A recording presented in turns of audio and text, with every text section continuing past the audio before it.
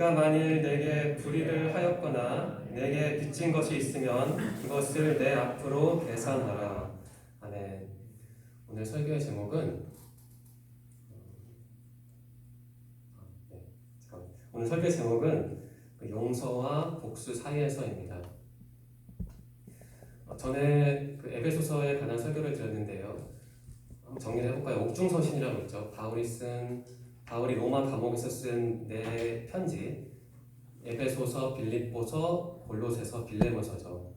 에베소 교회에 보낸 편지, 빌립보 교회에 보낸 편지, 골로새 교회에 보낸 편지, 그리고 빌레몬에게 보낸 편지. 오늘은 빌레몬서를 같이 나눠볼까 합니다. 1장 18절에 이런 말씀이 있네요. 현대인의 성경으로 제가 읽겠습니다. 그가 그대에게 손해를 끼쳤거나 빚진 것이 있으면 그것을 나에게 청구하시오. 내가 다 갚겠습니다. 이게 과연 무슨 말일까요? 뒤에서 살펴보기를 하고 빌레몬서의 이야기를 같이 나누기 전에 두 가지 스토리를 먼저 나누고자 합니다. 첫 번째 스토리는 복수에 관한 스토리고 두 번째 스토리는 용서에 관한 스토리입니다. 먼저 복수에 관한 스토리부터 살펴볼까요? 여러분 이 세 배우를 아시나요? 제가 다 좋아하는 배우인데 왼쪽부터 송강호 씨, 배두나 씨, 그리고 신하균 씨죠. 이분들이 같이 찍은 영화가 있는데 혹시 아시겠어요? 너무 예전에 나온 영화라 19년 전에 2002년에 나온 영화인데 이거 아시겠어요? 복수는 나의 것? 이 영화 혹시 청년들 모르시죠? 우리 집사님들 아실 것 같은데 제가 한때는 취미가 영화 보고 글 쓰는 거였는데 저 영화를 보고 글을 쓰고 싶었지만 도저히 쓸 수가 없더라고요. 제 이해력을 넘어서는 영화라서 느끼기는 했는데 표현이 안 되더라고요. 이러한 포스터 문구가 있죠. 우연히 시작된 비극, 상상보다 거대한 파국. 좀 끔찍한 내용이긴 하지만 영화 내용을 간단히 소개시켜 드리겠습니다. 실명을 그냥 거론해서 말씀을 드리면 신하균 씨의 누나가 있죠. 영화상에서 좀 몸이 아파서 장기 이식을 받아야 하는데 대기하고 있었죠. 근데 동생하고 혈통이 달라서 동생은 그 장기를 줄 수가 없어요. 신하균 씨는. 그래서 동생이 이러한 선택을 하죠. 끔찍한 얘기긴 한데 장기 일면 조직을 접촉을 해서 자기의 신체 일부를 팔고 1,000만 원을 받기로 했습니다. 그런데 못 받았죠. 사기당했죠. 사기를 당한 다음에 병원으로부터 연락이 오죠. 당신의 누나에게 장기를 줄 수 있는 공여자가 나타났으니 1,000만 원을 가져오라고 하죠. 근데 돈이 없잖아요. 그래서 이 신하균 씨의 극중 연인인 배두나 씨가 제안을 하죠. 아이를 유괴를 하자. 착한 유괴니까 돈만 받고 돌려주자. 그래서 송강호 씨, 극중에서는 중소기업 CEO인데 그 아이를 유괴를 합니다. 그런데 돈을 받기로 한 날 신하균 씨의 친누나가 자기 동생이 유괴를 했다는 사실을 듣고 충격을 받고 스스로 삶을 마감을 하죠. 그리고 송강호 씨 딸도 유괴한 딸도 사고로 삶을 마감합니다. 그래서 송강호 씨는 복수를 다짐하죠. 그리고 신하균 씨도 자기를 괴롭힌 그 밀매 조직을 찾아서 복수를 하고 이런 좀 난잡한 내용입니다. 아무튼 조금 설교 시간에 말씀드리긴 좀 끔찍한 내용이긴 한데 그 내용보다는 그 흐름을 봐주시면 될 것 같습니다. 그 복수라는 주제와 관련해서 송강호 씨가 마지막 장면에서 그 신하균을 어떤 강 혹은 하천인 것 같은데 이제 데려가서 결국은 그 딸의 복수를 하잖아요.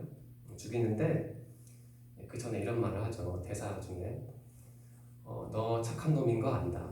그러니까 내가 너 죽이는 거 이해하지. 이런 말을 합니다. 그러니까 이게 보면 좀 이해가 잘 안 되죠. 그 신하균 님은 영화상에서는 착한 사람이 아닌데 너 착한 놈인 거 안다라고 하잖아요. 착한 사람이 아닌데도 이게 과연 무슨 말일까 생각해보다가 제 나름대로 한번 해석을 해봤습니다. 너 원래는 나쁜 놈 아니야. 나도 잘 알아. 그런데 말이야 어쨌든 너 때문에 내 딸이 죽은 거야. 그게 문제야. 그러니 나도 널 죽여야 하지 않을까. 좀 끔찍한 내용을 말씀드려 죄송하지만 저는 이 영화를 생각해보면서 복수가 복수를 낳고 처벌이 처벌을 낳잖아요. 이게 우리의 사회의 단면을 잘 보여주는 것 같아요. 일반화하면은 사회 정의라는 말을 하는데 그 그 사회 정의는 기독교에서 말하는 정의와 다르거든요. 기독교 정의는 쉽게 말하면 용서인데 사회에서 말하는 정의는 그 처벌이라는 단어로 유학이 되죠. 잘못을 하면 뭐 돈을 지불하든지 아니면 감옥에 가는 것. 저는 그것을 잘 보여주는 게 이 영화의 한 장면인 것 같아요. 그래서 그 복수라는 주제와 관련해서 소개를 해드렸습니다. 여러분들은 기독교인이기 전에 기독교인과 동시에 사회인인데 혹시 삶을 살아가면서 여러분에게 뭐 정신적으로든 금전적으로든 피해를 주신 분이 있습니까? 전 이러한 질문을 드리고 싶습니다. 혹시 여러분은 착하지만 악한 사람을 용서한 적이 있나요? 착하지만 악한 사람을 용서하지 못한 적이 있나요? 착하지만 악한 사람. 신하균 씨도 원래는 착한 사람이었죠. 근데 상황상, 환경상 악하게 된 거고, 송강호 씨도 마찬가지죠. 아마 극단적인 경우를 제외하면은 우리가 악한 사람이라고 평가하는 많은 사람들은 아마 처음에 착한 사람이었을 거예요.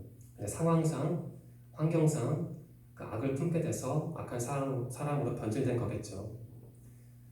여러분들에게 피해를 준 착하지만 악한 사람을 용서한 적이 있는지 아니면 용서하지 못한 적이 있는지 고민해보면 좋을 것 같습니다.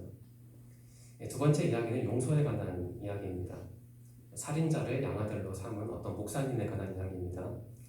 여러분 손양원 목사님을 아시나요? 네. 1902년에 경남 함안에서 태어나셨고 1950년에 전남 여수에서 돌아가셨죠. 잠시 양력을 살펴볼까요? 1938년에 변안시 평양신학교를 졸업하고 그 애양원 교회 전도사로 심을 하셨는데 그 애양원 교회는 한센병, 그러니까 나병이라고 하죠. 그 나병 환자를 돌보던 시설이었습니다. 전도사로 활동을 하시다가 일제시대 때 신사참배를 거부하는 바람에 5년 동안 굉장히 혹독한 그 옥 생활을 하셨죠. 그리고 그 다음에 해방이 된 이후에 다시 애양원 교회로 오셔서 전도사로 활동했고 또 목사로도 활동을 했습니다. 손양원 목사님에 관한 자료는 좀 사진이 흐려서 잘 보이지 않는데 애양원으로 이사한 후에 그 사택에서 가족과 찍은 사진이 저겁니다. 1939년 7월 14일이네요. 그리고 추록 후에 그 애양원에서 동료들과 찍은 사진이고요.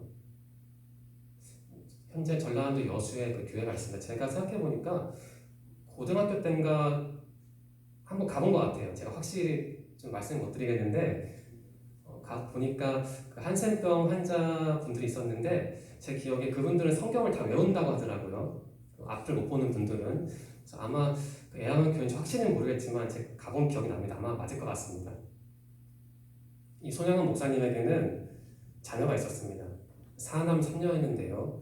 손동인, 손돈신, 손동장, 손동일이 아들이었고 손동희, 손돈님, 손동연이 딸이었죠. 그런데 첫째 아들과 둘째 아들이 죽고맙니다. 자연사한 게 아니라 사고로 죽은 게 아니라 어떤 사람이 두 아들을 죽이게 되죠. 두 아들이 우익단체 중에 하나인 전국학생연맹에서 활동을 했는데 그 이를 안 좋게 보던 어떤 반란 세력이 두 아들을 기독교인이라는 이유로 살해하고 맙니다. 그 아들을 죽인 사람이 바로 안재선이라는 사람입니다.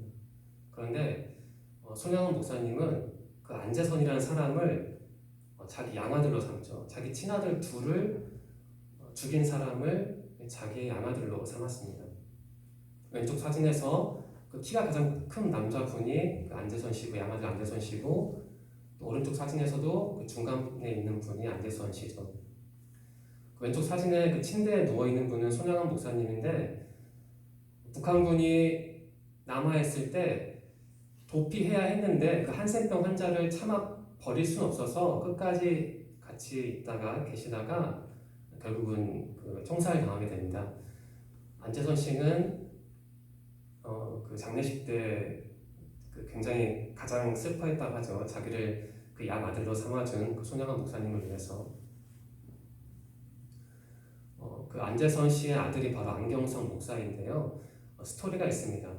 손양원 목사님은 자기 아들 둘을 죽인 그 안재선 씨가 자기를 이어서 목회를 하기를 바랐다고 합니다. 그래서 안재선 씨는 신학교에 들어갔습니다.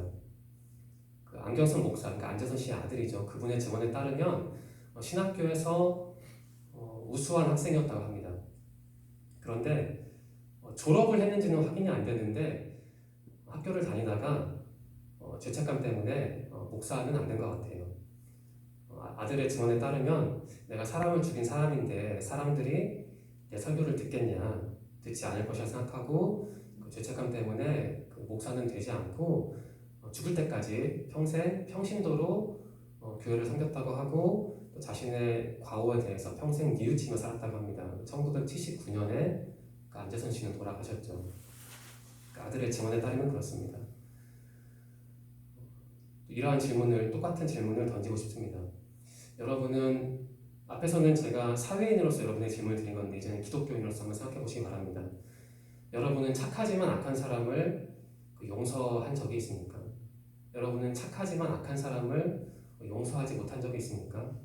아마 조심스럽게 말씀을 드리면 안재선 씨도 처음부터 살인자로 태어난 건 아닐 겁니다. 살다 보니까 물론 그분의 행동을 정당할 수는 없겠지만 삶을 살다 보니까 어떠한 이유에서든 그 살인을 저지르게 된 건데 과연 우리는 나에게 피해를 준 어떤 사람을 기독교인으로서 용서하고 있는지 용서하고 못하고 있는지 그 손양원 목사님의 한번 비추어서 생각해 볼 필요가 있겠죠.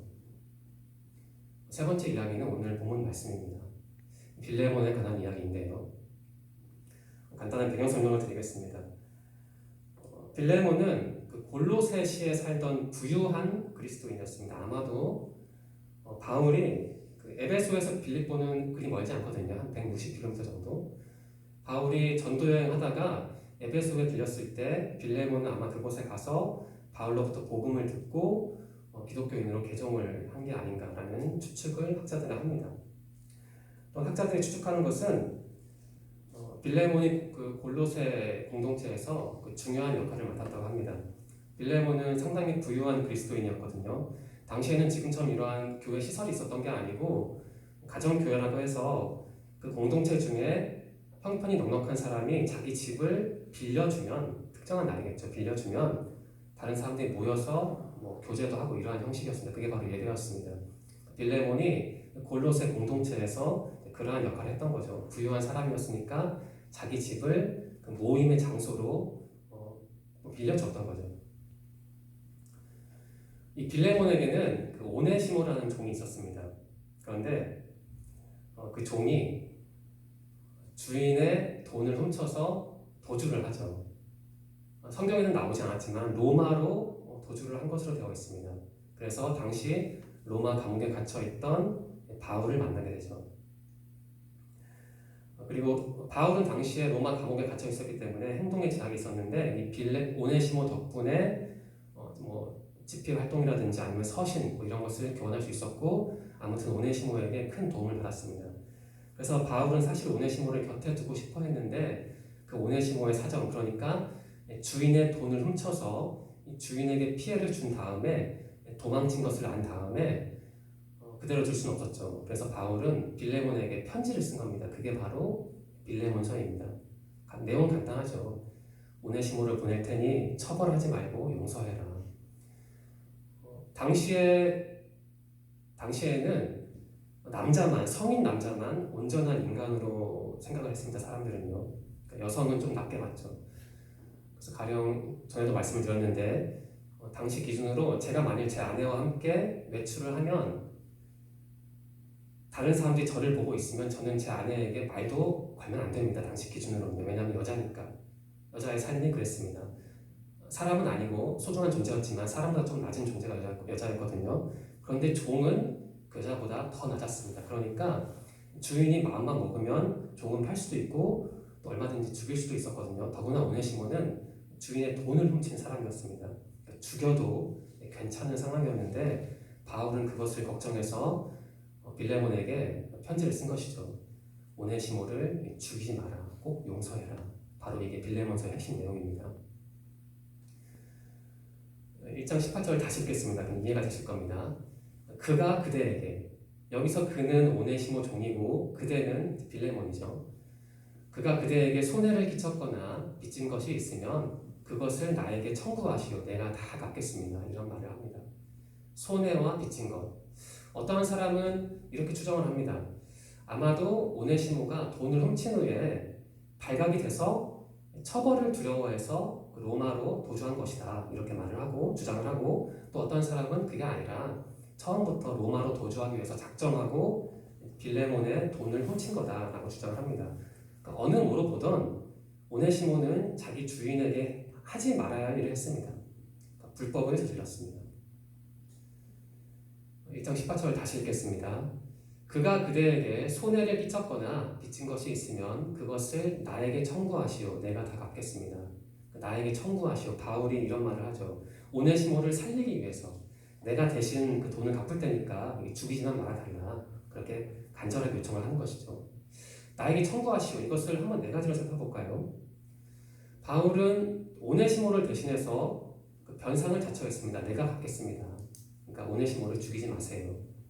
두 번째는 바울은 사랑과 헌신으로 중재 역할을 감당하고 있죠. 굳이 그렇게 하지 않아도 되거든요. 어차피 오네시모는 잘못을 저질렀으니까 처벌을 받던 죽든 상관하지 않아도 되는데, 바울은 오네시모를 자신의 동역자로 봤기 때문에 죽는 걸 볼 수는 없어서 간절히 요청을 한 겁니다.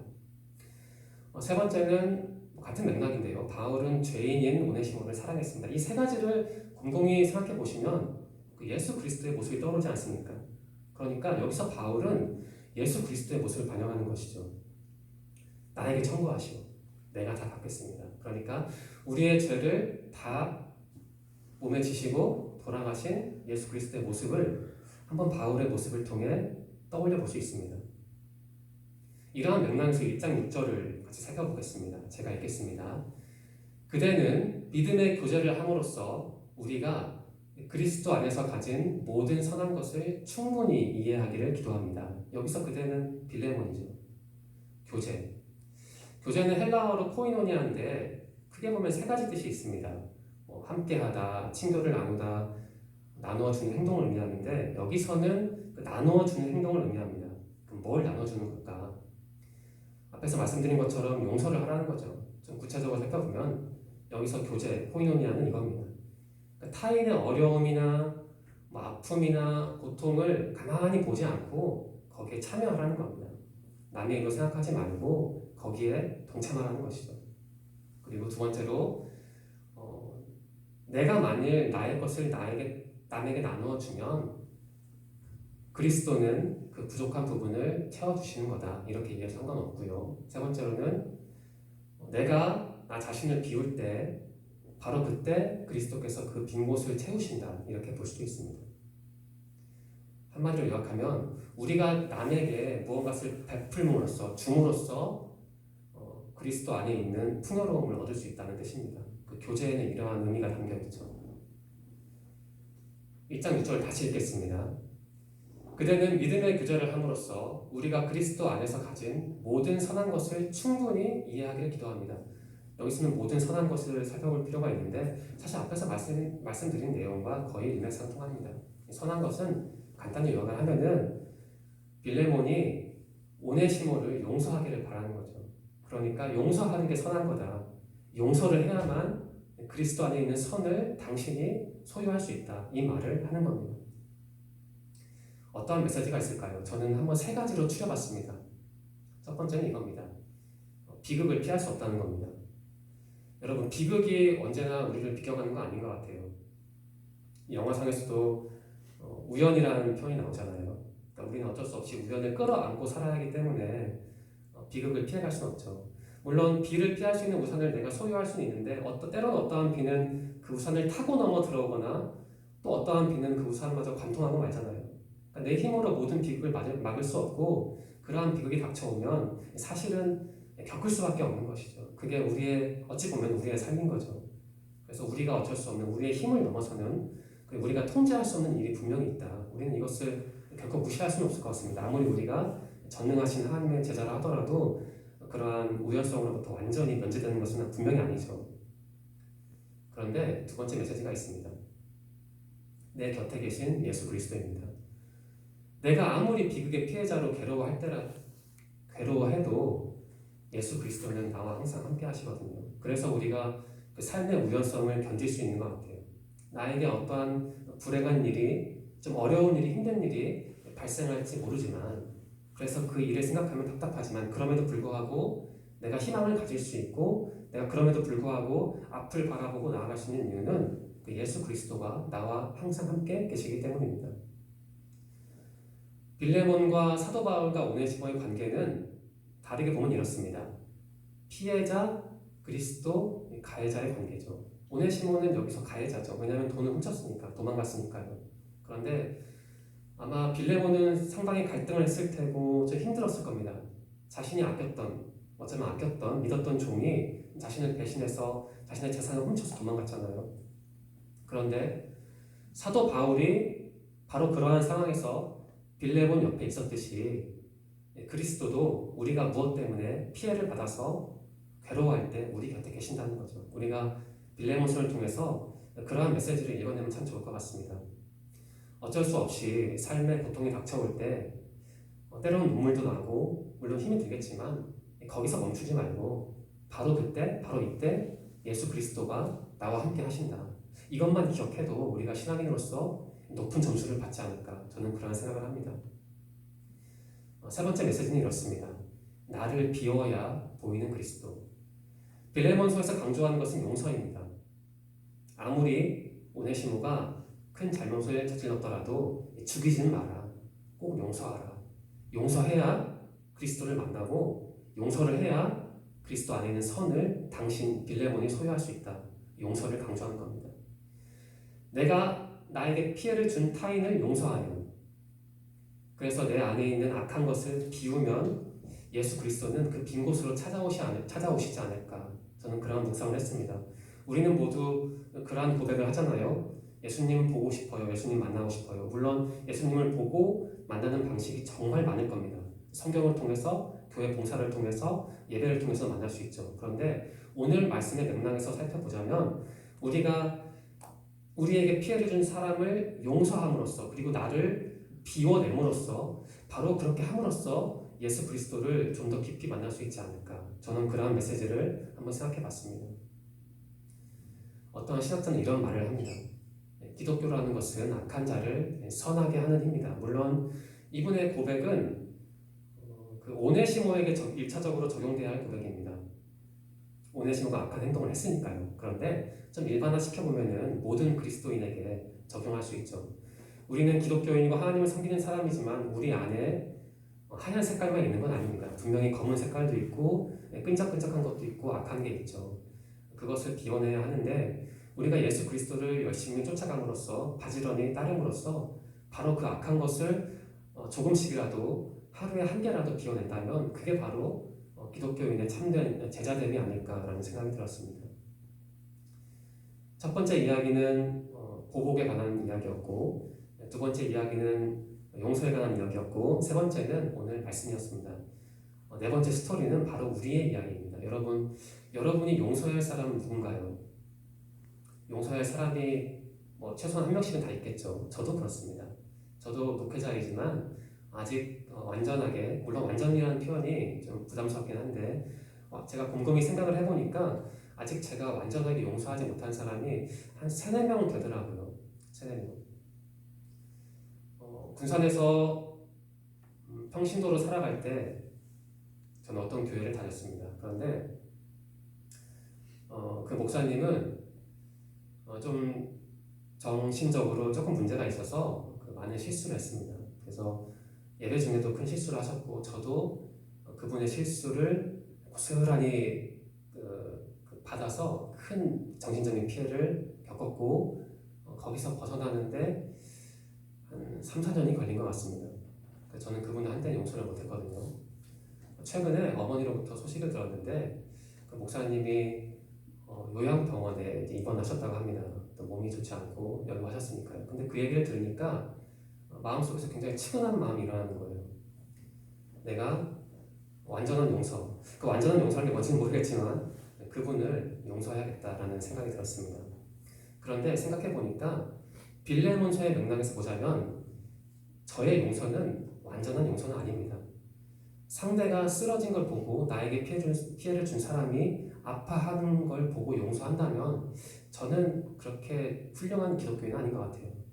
그 사람이 잘 되더라도 나보다 잘 나가더라도 용서를 하는 게 그게 참된 용서겠죠. 물론 쉽지는 않습니다. 저는 아직 실천을 못하고 있는데 여러분들은 그 빌레몬서를 통해서 여력이 된다면 그러한 용서의 실천을 한번 해보시길 바랍니다. 저는 이런 생각이 들었습니다. 이것은 제 이야기입니다. 제가 뭐 일반적인 교훈을 드린 것은 아니고 다른 사람을 물론 저에게 피해를 줬지만 제가 그 사람을 용서하지 못하다 보니까 제가 감옥에 갇힌 것 같더라고요. 어찌 보면 참 억울한 일이죠. 피해를 당한 것도 힘든데 그것 때문에 내가 또 감옥에 갇혀야 하다니. 그런데 이 빌레몬서를 통해서 저는 곰곰이 생각해봤습니다. 그게 바로 기독교인의 삶인 것 같아요. 그러니까 일반인의 삶과는 다른 거죠.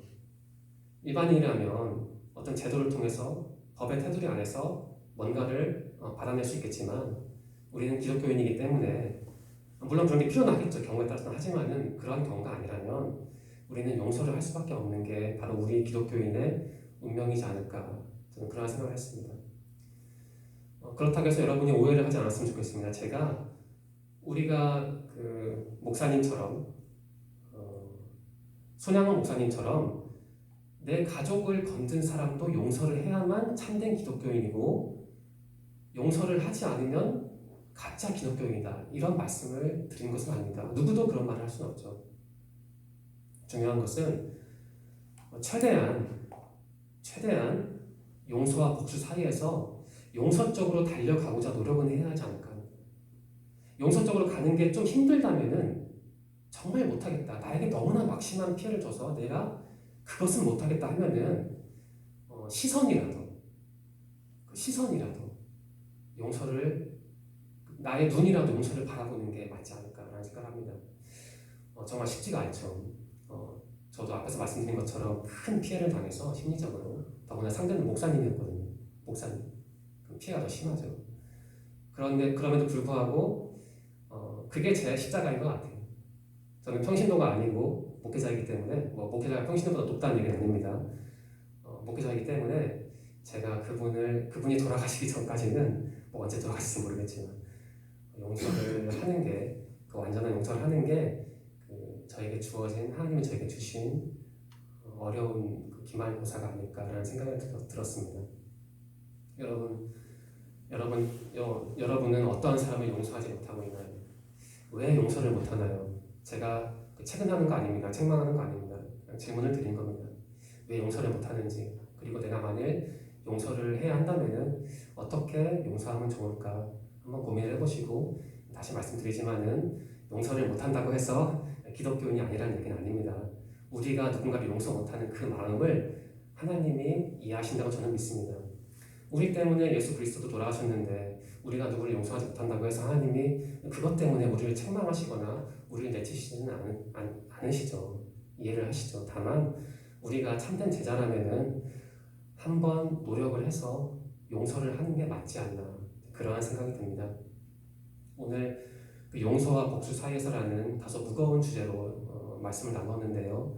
이번 한 주 빌레몬서를 깊이 읽어보시고 그 빌레몬이 과연 오네시모를 용서했을지 안 했을지 물론 성경에는 기록되어 있지 않지만 한번 나름대로 상상해 보시고 용서를 했다면 어떻게 용서했을까, 그리고 용서하지 않았다면 왜 용서하지 않았을까 고민해 보시면 좋을 것 같습니다. 무엇보다 그 바울 사도의 그 권면을 그 궤적을 한번 충실히 쫓아가신 다음에 내가 기독교인으로서 용서를 어떻게 이해하고 있나, 그리고 어떻게 하면 내가 용서적으로 복수보다는 용서적으로 내 몸을, 마음을, 정신을 끌어갈 수 있을까, 그 방향성만이라도 한번 고민해 보시면 좋을 것 같습니다. 이번 한 주 빌레몬서 묵상을 통해서 주님의 마음을 조금 더 이해하고 무엇보다 여러분이 예수 그리스도와 깊이 동행하는 한 주가 되기를 소망합니다. 기도드리겠습니다. 하나님 감사합니다. 오늘도 저희에게 귀한 예배의 시간과 공간을 허락하여 주시고 또한 귀한 그 교회에 나와서 주님께 찬양 드리고 기도 드리고 예배 드릴 수 있도록 인도해 주셔서 감사합니다. 하나님, 오늘 우리는 빌레몬서를 통해 바울 사도의 가르침을 배웠습니다. 용서하라는 권면을 들었습니다. 하나님, 우리는 주님을 따르는 믿는 그리스도인이지만 우리도 사람이기 때문에 때로는 우리에게 피해를 준 사람을 완벽하게 용서할 수는 없고 때로는 증오에 빠질 때가 있습니다. 하지만 하나님, 우리가 누구 때문에 괴로워하더라도 그 상황 가운데 그 괴로움 자체에 너무 빠지진 않고 오히려 조금 더 힘을 내서 성경을 읽고 기도를 해서 주님이 나에게 바라시는 게 무엇인지 깨닫기를 소망합니다. 우리 청년들이 삶을 살아갈 때 때로는 사람 때문에 상처를 받을 때가 있고 또한 힘들어할 때가 있는데 그때 좌절하기보다는 바로 이때 내가 이렇게 어두울 때 예수 그리스도는 나와 조금 더 깊이 함께 하신다라는 신앙 고백을 할 수 있도록 그들에게 힘과 지혜를 허락하여 주시옵소서. 특별히 용서라는 주제가 너무 어렵지만 묵상함으로써 또한 기도함으로써 조금이라도 더 용서하는 그런 신앙인들도 우리 청년들이 살아갈 수 있도록 도와주시고 또한 용서를 실천함으로써 주님께서 채워주시는 그 복을 누릴 수 있도록 주님께서 그들과 함께하여 주옵소서. 이번 주도 인도하신 주님, 우리가 또 한 주간 살아가는데 우리 청년들의 몸과 마음과 영혼의 건강을 지켜주시고 또 다음 주도 이 자리에 다 같이 모여서 주님께 기쁨의 예배를 드릴 수 있도록 인도하여 주옵소서. 함께 하실 것을 믿으며 예수님의 이름으로 감사하며 기도드립니다. 아멘.